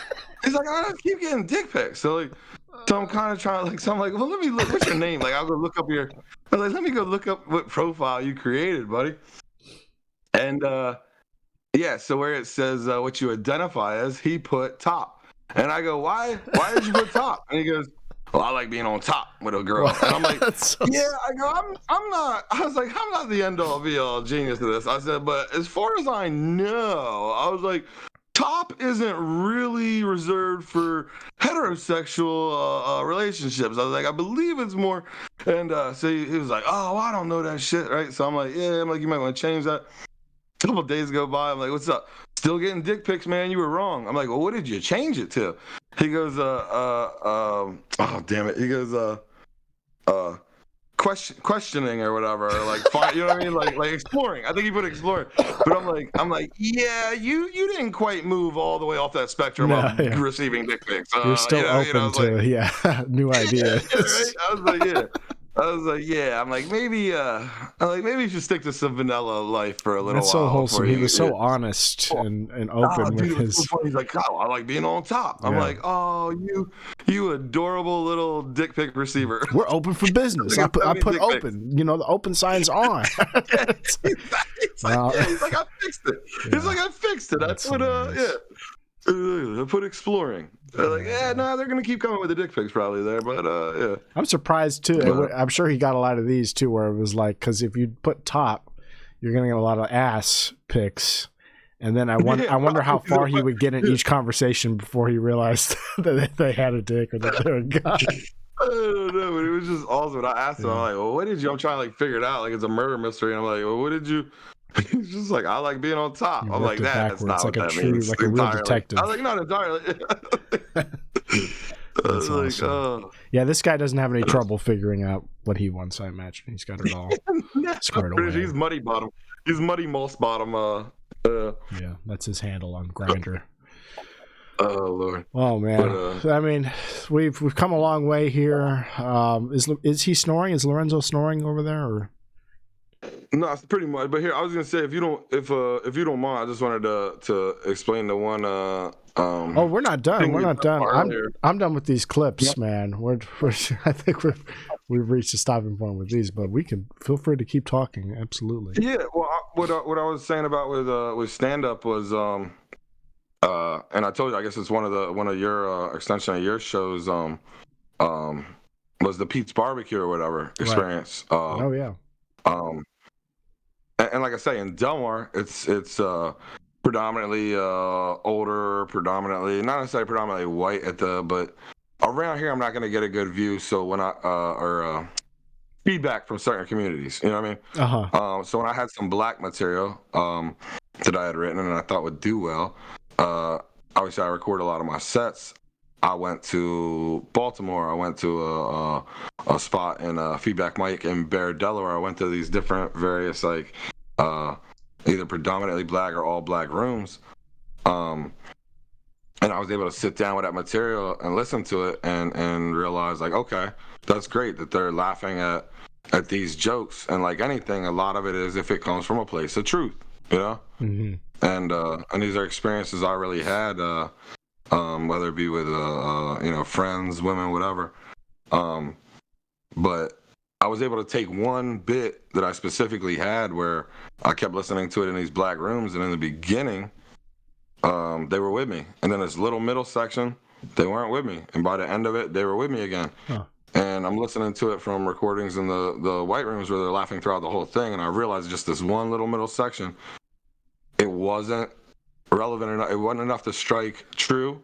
You know what I mean? Yeah. So I realized I'm like, this is probably a little more racist than it is funny. You know what I mean? And not only that, it's not hitting. They love the rest of this joke in these rooms, but this spot I'm getting crickets for 30 seconds. How can I connect with them the whole way so that I don't lose anybody? Yeah. So I just realized that it was this one spot that's like kind of not hitting with that. You know what I mean? Because it's like I say, it was almost more either stereotypically racist or it wasn't funny and it wasn't true. You know what I mean? Yeah. So I cut it out. I was able to cut it out and like learn from. And so that's what I was hoping to get with the whole, like, now I was dabbling with some sorts of either like trying to do some trans or even like gay or with a little bit from LGBT. But like so when I went to the city, I was like, well, these are the people I need the feedback from. And then so it was tough when somebody's like, yeah, you know, if you're not Jewish, don't do jokes about Jewish people. If you're not gay, don't do, so like, I'm like, well, that's cool. So I was like, I'm now painted into a corner of all I can do is that white male material. You know what I mean? Like, there's a guy I point to specifically who kind of strikes down that fallacy each and every time. He's his name's Eddie Antonio. I kind of have come up at the same time around him, and he's like leaps and bounds beyond me. He's like way funnier than me, and like already doing like the DC improv and shit. But he's able to talk about, really difficult topics and edgy stuff in a similar way to how you tell jokes. Actually, I would say like buddy up with this guy because he'll come out, he'll say faggot or he'll say whatever. And not being a gay guy or not being a black guy or not being, one of the groups that he's joking about, but he has such like a tactful way of navigating it where, like you said, like where am I losing people? What's the disconnect? Like, I think part of going to mics and working stuff out is meeting the people and connecting with the people who are able to do the things that you're trying to do and that you're seeing them pull off so that you can, hash it out together.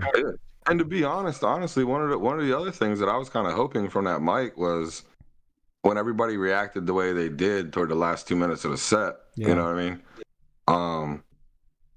Was that possibly somebody would come out, whether it be one of the two male to female trans comedians or anybody from, to come out and be like, hey man, the reason this, whatever, or I feel this, you know what I mean? Because then it might even be once they get talking to me, as they say, oh well, dude, like you gotta let people know that you're an ally or something, or let people know this or that, and then ease into it, and then maybe they would. But as they think you're, I would say just like an easy patch to put on something like that without even like hearing it. I keep doing that. I keep hitting that. You can't hear it, but I keep hitting our dumbass theme song and it comes up and plays. Right? You're gonna hear this dumbass theme like 3 times.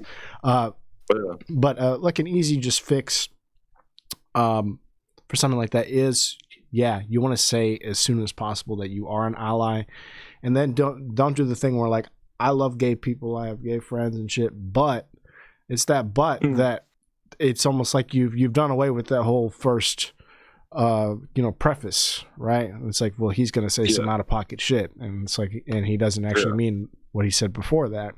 Actually if you can find a way to tell a genuinely like touching joke or something fun, or like a if you have like a bond or an experience with someone like that they're like, oh, these guys genuinely are friends and like they can bust each other's balls, and then you tell the ball busty joke after, that works a lot better too, because it's like they've established on no uncertain terms.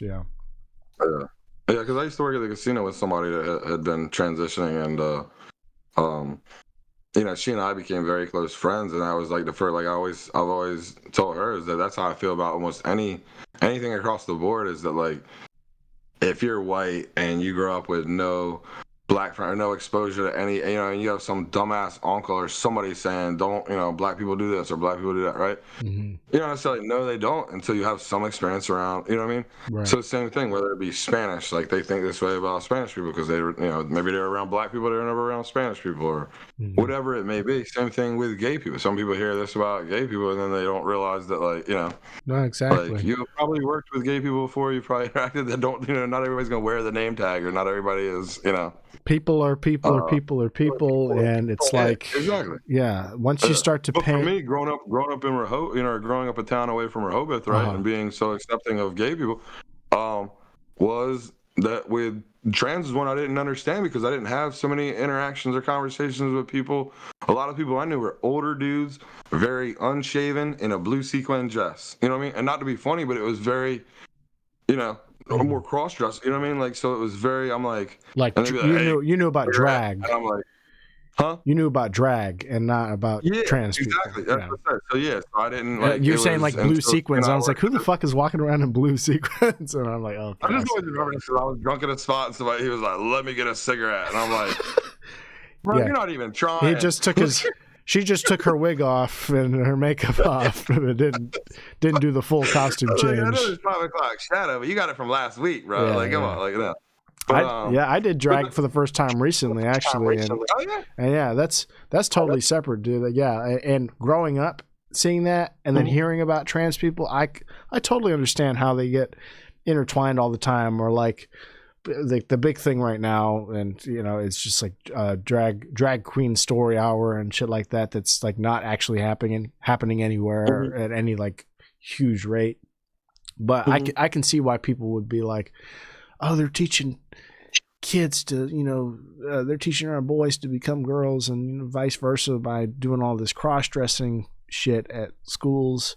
But all that is, and it's been said before, I tried to do a bit about it, but it's really just WWE. It's just wrestling. It's a bunch of big guys in costume doing like death-defying stunts and dances and shit, and it's all fake. They're all lip syncing. It's all fake and choreographed, and it's just an excuse for them to dress up and sing the songs that they like, and and then get dollar bills thrown at them. It's like it's really fun. It's an easy way to introduce people to like gay art, because it's like completely harmless. It's just like, you could do this at a restaurant. It's so easy to perform because, again, you're not actually singing or anything. You don't need real sound equipment. You just need like one DJ table maybe, and like have your songs ready to go.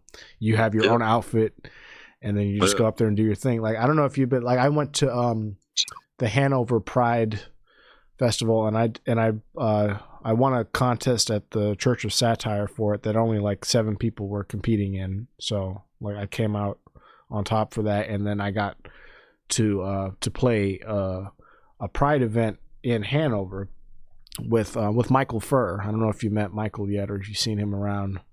I don't think so. Really funny gay dude. He does cruises and shit like that. He's outstanding. Yeah. But before the comedians did their portion, it was like outdoor drag, and it's like a barbecue. Everyone's out in the soccer field hanging out. There's vendors and stands. Everyone's going around talking to store owners and shit. And then there's just drag happening.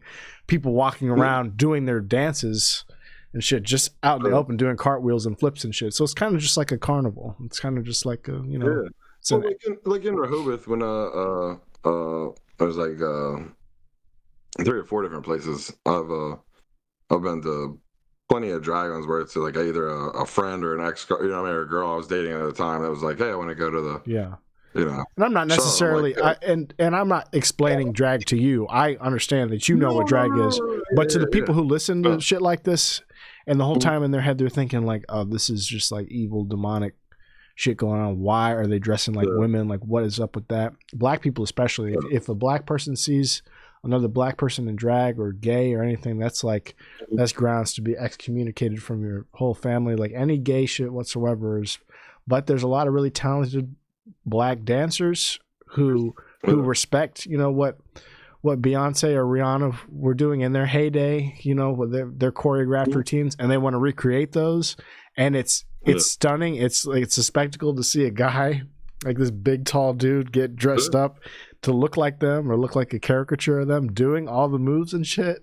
It's crazy to watch. That's always what I was. I mean, there was one person that she would do 3-4 different ones. Like she'd come out one time with a big beehive blonde hair wig on, you know. And the next time it'd be long black locks doing Janet's job, you know, or somebody like. But it was like 3 different. She wasn't just all Bette Midler. You know what I mean? She had range. All types of different wardrobe. You're playing all types of different. She did some Joan Jett. She did a little bit of it all. Yeah. And that's fun to watch. It's fun to drink too and hang out. Yeah. That's what I'd never had a problem. Like I'd never had any. You know, that's what everybody was like. Oh, what if somebody puts something in your drink, or what if somebody, you know, whatever. I was like, I'm pretty sure that I'm not the one walking in there, and they're like, that's the guy I gotta. That's the guy I gotta drug. I gotta drug him. Yeah, I need to roofie that guy immediately. And how funny is it too that like the people who are so worried are the people who have nothing to worry about usually. It's always that. And that's what I even said was I was like, if you're that worried, here I'll get you a shirt that says I have hemorrhoids. Like, well, take care of it, buddy. We're good. You got to get that. But, herpes do not enter. Some shit like that. No, but in the first time that I ever walked in, I never knew there was a derogatory term for straight people. And I walked in. I told you a girlfriend used to take me. She and her sisters. And so when I walked in, I guess I was like holding her hand a little too hard, where somebody noticed like he's trying to let it be known that he's holding her. And I just hear a fucking breeder. Right? And like when I sat down, my girlfriend was like, I'm so sorry. And I was like, sorry for what? And she was like, he called you a breeder. I was like, I don't even know what that means. And she was like, it's a derogatory name for it. And I was like, so like I literally immediately went over like, and like when I say confronted him, my thing was just, I was like, wait, I'm trying to be here. Like if we're all accepting, you know what I mean? I was like, how did you flip the script on me? You know what I mean? It's like, you look like the asshole. You know what I mean? Like I'm trying to come in here and be like, hey. It's tricky. That's that person's like first opportunity to turn the tables on someone like that, you know, in their head. That's what I was gonna say too. Is that person's probably been yelled at? So you know what I mean. I'm very empathetic, or I kind of like do the whole like, you know what I mean. I'm not defending that at all. Yeah, especially if it was coming from like a hateful place too. It's like get the fucking. He's clearly. This is so long ago, but that's probably what he thinks when he sees and he knows somebody for sure is straight. Is like, oh great, this guy. Because there might have been 5 other straight guys in there come in there, get drunk, and act a damn fool, you know what I mean? Or a derogatory or standoffish, whatever it may be. And you know, so I get Winnie, you know, I get where it's coming from, but at the same time I'm like, hey, wait a minute, man. You know what I mean? Like, yeah, it's a little wild, but I might have to name this episode like all type of gay shit or something like in the title. Like, I don't know how this has been a pretty gay centric conversation, other than the food and barf and stuff. Other than the reversal. The only thing not gay about it were all the times things were coming out of some guy's mouth. Right. Oh my God. Fucking spitters. Spitters. Yeah, that guy's a total quitter. He's disgusting. I do want. That's what I was gonna say earlier. Was that disgusting whatever the fish thing is? The fish smells like the Asian chick, right? Like the Asian chick eating that duck egg. Like, how horrible would it be for her to look her boyfriend in the face, you know what I mean, or significant other, and be like, yeah, I don't do oral. Like, yeah, I'm not going down on you. You know there's not a chance in hell. That's disgusting. You ate baby broken duck egg, but you won't go down on it. You know what I mean? Like, come on. Like, that girl needs to eat him out. If it's that way, if she's worried about bacteria cultures and a healthy gut biome, she needs to be eating her man out. No questions asked. I would hope. Yeah. I would hope, right? I would Get hope. down in the just be funny. trenches. Like, oh, I don't do that. Yeah. She's like, I don't do that, but hand me that dead baby duck egg. I want to throw that down. Anything that guy wants to put in her mouth needs to be greenlit. It has to be totally okay. No holds barred. Oh, fuck. That's hilarious. I wanted to... or I'll wait till we're no, done. You're fine. I just wanted to give you an opportunity here as we kind of approach the end. We've been going an hour and a half, if you can believe it. Yeah, I mean, time. Yeah, I was gonna say he was asleep on the floor, so I think I should see my way out shortly. Yeah, here. Okay. The sugar crash hit him. The cookies got him. The sugar crash hit him. Right. But I wanted to, for you to plug anything you have coming up. Do you have any shows on the horizon? You're back at stand up with your car now. Dream big. Dream big venues in Del Mar. There's a show being put on, I believe, by like Brian Jones coming up soon. Lon McCarron's producing another one pretty soon. Okay. And then the only thing I got the closest, I think it's like February 22nd. We're doing a roasto. I don't know if you know Ryan Finch. He works over there with like the Avalon or something over by. It's like Eastern Maryland, I believe. Like it's on this side of the Bay Bridge. I need to get out there more. Yeah, I want to do more shows. It's his 40th birthday, and he wants everybody to roast him. So nice. It should be a fun time. You said when? February 22nd? That's February 22nd, and then basically we have always trying to get people locally to into Del Mar at Dream Big for the open mic every Monday. Doors open at 7, starts at 8. And then they try to have a show basically Friday, Saturday. And unfortunately, tomorrow is the day I sit down to figure out which 3 I'm going to produce a couple in February, March. At Dream Big? Yeah. But I won't know the... I'll have that... if you figure that out, just give that to me after you figure it out, and I'll put it in the description for everybody to go click on. Because you don't have a lot on your Instagram here. We got to get your posts up. We got to feed the algorithm. Well, I was gonna say I had videos galore, and then when I had to get a new phone, it reset it all. What? So you lost your account? Yeah, I have to.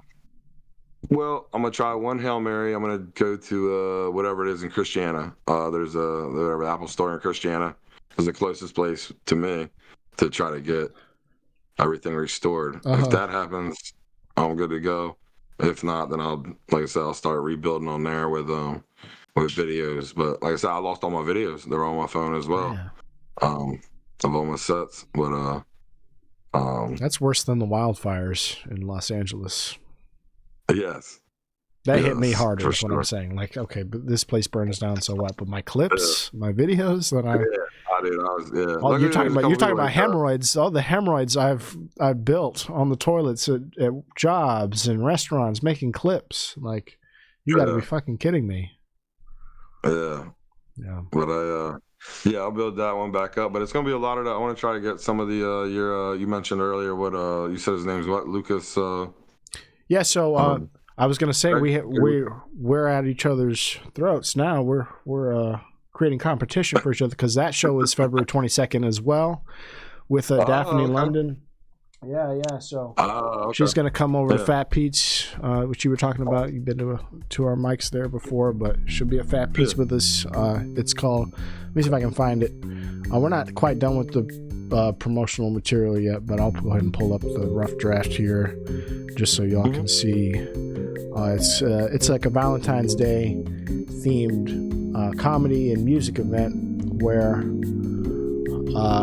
so the comics are going to do their regular set, and then they're going to play a jazz song with my band. So my band, the Continental Jazz Congress, is going to be there. It's not my band. The guy in charge, his name is Brendan DeVette. He's the drummer. He's awesome, and he has agreed to have those guys play for our show. So Daphne London's headlining. We have Laura Arago, Noah Mata. This is Lucas Craig, who you met. And then Duke Iko and myself, I'm going to host it and MC because I'm going back and forth between the band as we set up. But it's going to be people doing kind of a quick set, and then they just turn around. They can all play instruments or sing, and they'll do that with the band and play like a legit like love song type. Yeah, it's the first time I've done anything like this. forgot you were in a band, but I feel like I have heard you on stage mention before you play some sort of brass instrument, or do you do something with I play trumpet. So. Trumpet? Okay. Yes, sir. Yeah, I was gonna say, I vaguely remember that from your bit or your set. But you never know if somebody's telling the truth or not. You know what I mean? Like in a set, it's like, what's real, what's not. I did not know you were in a band, but I do remember you referencing playing an instrument. Yeah. So wherever's closer, I'll leave it up to the audience. If you want, if you're in DC, come see us. If you're in Del Mar, go to Dream Big. But it sounds like Saturday night, February 22nd. We have 2 things going on at the same time. So.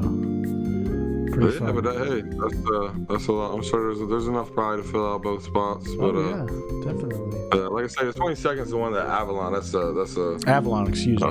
A Ryan Finch. Yeah, but I'm sure he'll he's probably gonna. It's gonna be like family, friends of his. You know what I mean? Roasting him. Yeah. Other people. Yeah. So if tickets go on sale, like I said, just let me know. We'll put the link up here.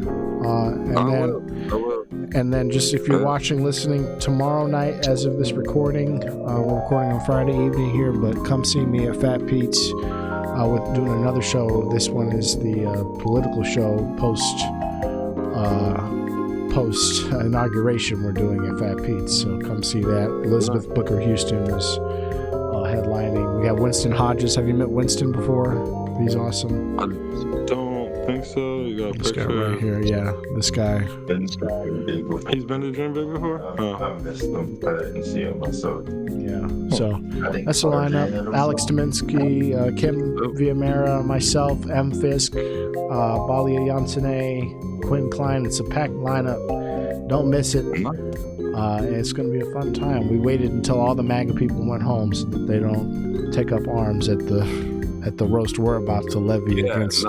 They're all practicing their SpaceX arm movements. Yeah, you hold your heart, and then you point to space. That's all it is. The SpaceX. That's all it is. Salute. Yeah, that's all it is. Don't worry. Hell yeah. Well, it sounds like Lorenzo's awake. Are you functioning? He's leaning up. Yeah, I mean, I think he's ready for. I think he's ready for me to get the hell out of here. Well, so we do one final thing at the end, and before we wrap, I just want to say, thank you, Zach, for coming and for basically sitting in for Lorenzo. This has been awesome. I could talk to you for another 2 hours if we had the time. Yeah, thanks. I'm glad I finally got on you guys' show. I mean, you're welcome to come on basically whenever you want, because it's not shit that happens on here. I'm sure you've seen that with the views and likes that we get. This is not a big thing. Like, it's very casual. But it's good. Yeah, everything's got to start somewhere. Everything's got to build. Plus, it's cool. It's cool just any type of networking or talking to comedians or good people. It's I'm all about it. So hell yeah. So at the end, that was one of the first business cards I was ever handed in the Dream Big Venues building. Was this knucklehead handed me a card. He handed me a card, and I remember saying to him, I go, "There's no phone number on this." And he was like, "How old are you?" And I was like, "Very old." This one, right? I was like, "I'm really old." The QR code. Scan the QR code, and it'll take you here somehow, some way. Yeah, but that's what he told me. I was like, "Bro, there's no phone number on this." He was like, "Yeah, welcome to 2024, you idiot." I was like, "All right." Oh boy. Well, we do a segment at the end. There goes my voice again. I need more tea. Where Lorenzo gives advice to the audience about anything we may or may not have talked about. And because he seems to be incapacitated on the floor, I'd be honored if you would give the audience just some advice on anything we've talked about during the show here. So take it away. Oh, okay. On just anything. It's like a wrap-up advice? Yeah, pretty much. Yeah. Like, I mean, like, what would you say to somebody who's thinking about getting sprayed directly in the face with bear sprays, if that thought's crossed their mind? I mean, it's got to be whatever you make in a day, like whatever amount of money you want, you got to like triple it, because you're not going to be right for 3 days. Like, yeah, it sticks in there. That's not worth it. Hot wing challenge, not worth it. And technically they were right. The human body cannot consume a gallon of that much milk. Yeah, not advised. You can die from water. Yeah, people have, but like you're saying, the added calcium element and whatever is going on with milk, homogenized or not, it seems. I'm very milky. I mean, I'm white already. I'm very northern. You know what I mean? It filled you out, really, because they say if you drink orange juice, you get like a glow or something. But you're saying I think you're thinking of jaundice. You're thinking of jaundice. Yeah, I'm thinking of radiation poisoning. Yeah, my bad. Milky, the milk might have been coming out of my pores for all I know. I just know I was the party animal of that freshman hallway, and they were all like, "Hey, we're headed out to so and so's house or so and so's party. Are you coming?" And I was just like shaking, like, "No!" And they were like, "What's wrong with you?" Like everything, like hot, cold shivers. Oh, it was. I just remember being like, man, if I die for this is pretty dumb. I'm taken down by milk. Yeah, if I get taken down by milk, that's a shitty obit. That's a weird. Anything for people who they sing at your funeral. Yeah, seriously. Anything for anybody who's thinking about barging into a business of any kind and thinks that they can just take anybody on, no matter their size. If you're a big guy, maybe any advice for them on how to initiate altercations? Yeah, you want to go for the tall cops, not the short ones. The short ones have complexes. You know what I mean? They're in the gym working out. Yeah, the tall ones, they just think they can coast by with whatever. So yeah. Hell yeah. No, it's generally a good rule of thumb to not give cops any shit. You know what I mean? Not to cower to them, but yeah, I don't know. I like not being beat legally. That's the whole thing too. Then you got to try to sue them. You got to try. There's a lot of tough, Like you were saying, there's this whole uphill legal battle that you have to mount yourself. Those are the videos I wanna. I'm sure they're out there. Like I said, I don't go over everything, but I'd like to see a compilation of when knowing the law goes wrong, like when you don't, the one that's like, actually, copper, I don't have to put my window down. I'm a sovereign citizen, and ow, now you're beating my ass. You know what I mean? And they're just like, yeah. And it's like so and so went in front of the judge, and damn it, I'll be damned. The law states the cops can do that. You know what I mean? That cop could ask him to put the window down. That guy was wrong. We usually have the asses covered, sadly. I do. Well, I was gonna say I do like the videos where they do, like I said, they do teach the cops the law, so to speak, in some of the videos. Someone rolls up with the law book. I feel like somebody's got to be out there with a video camera. This shit's going wrong. You know what I mean? They're like, I'm filming you, officer. I'm filming. Yeah. Oh, you just punched me in the mouth for real? Like, those are the videos that we never see because they just get confiscated immediately. I just want a compilation of the when this guy thinks he knows the law. Yeah. You know what I mean? He's like, I'm on public property. I'm allowed to film whatever did you just tase me? Shit. You weren't on public property. Sorry. We were legally allowed to tase you. Well, I'm not here to detain you. You're well within your right to leave now. Thank you again for joining us. Yeah, thank you so much for having me. And honestly, now that I'm back on the wheels, let me know. I do enjoy your feedback, Mike. And you're welcome. You have a spot anytime. I could use some feedback on. Huh? Yeah, anytime you have a spot, no matter what, just shoot me a message. When I know people are coming from that far too, you always have a spot. And it's been a while. That's Wednesdays, just to make sure. Yeah, mine is on Wednesdays. Mondays and Sundays are kind of out of my power. Fat Pete's is kind of its own thing, but I'm there. Which one's Sunday? I'm tied Monday, but which one's Sunday? Sunday we do one at Fat Pete's now every other week, and that's sign up on site. So you just get there and get your name on the list at 7:30. I may come back with Dave this year because, in all honesty, I would like to, I would like a retry, so to speak. And I mean, it's my mic. I'm one of the producers there, but I'll be the first to admit it can be a rough room sometimes, especially with people not paying attention. I've tried to make some quality of life improvements and try to fill out the room, make sure nobody's just all sitting in the back and shit. So I think it'll be a little nicer when you come through again. I like honest feedback, and that's where I'd like to be with that one, is to get some feedback, even if it's just from you or like Xavier or somebody, but just somebody say, okay, this is too over the, they're probably not responding to this because of this, or maybe it's your wording, whatever it may be, is like, at least I'm talking to people that already know that it's coming from a place of love, whereas some people are quick to jump and be like, who the hell does he think he is? You know what I mean? Oh, yeah. There's a lot of people who snap on you. Good stuff, man. I look forward to seeing you. Just hit me up. If you're watching the podcast, if you're listening, thank you. like, subscribe, comment, help us out, give us a hand. We really just are not going anywhere with this. So I've got maybe 2 episodes left in me, and then it's over. If we don't see any sort of return, ROI, so to speak. So, okay. I mean, I'll tell you something when we're done. I'll call you over there. Oh yeah, you got to wait. Oh hell yeah, I'm ready. No, I'm dead serious. We've got one more episode of 0 views before I blow it all up. Before I drive down Bourbon Street with my pickup truck and just let all hell loose. So, thank you, Zach, for joining us once again. And we'll see you next time. Calling like 5 minutes, bro. Hell yeah. All right. Lorenzo. All right.